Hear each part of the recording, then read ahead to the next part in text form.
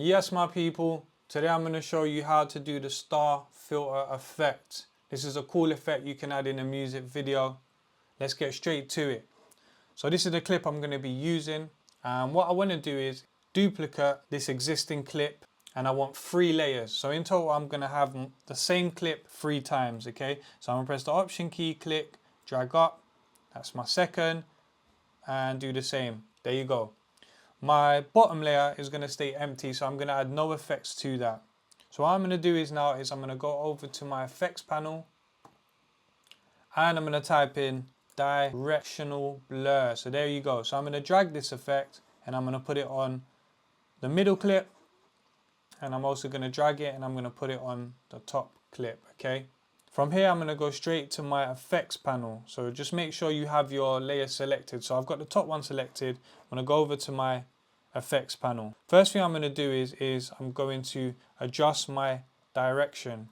So this I'm going to put it at 50%. Alright, and my blur length I'm going to put it at will be 70. You can go higher, you can go to 100, but I usually just keep it at 70.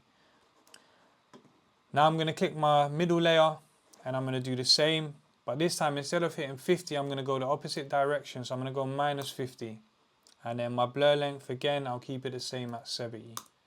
Now to make this effect stand out more, you need to change the blending mode.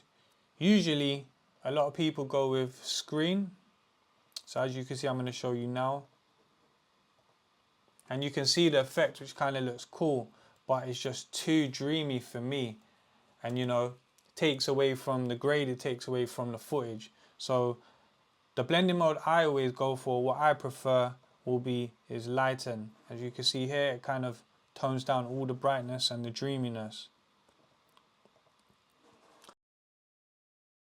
As you can see the star filter effect really shining right now, but it's a bit too much for me as well. I feel like also I need to tone it down.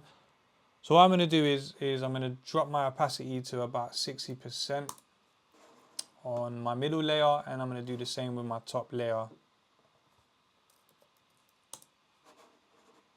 And then I'm also going to add an adjustment layer above. So I'm just going to play with the colors just so that it's just a bit more prominent.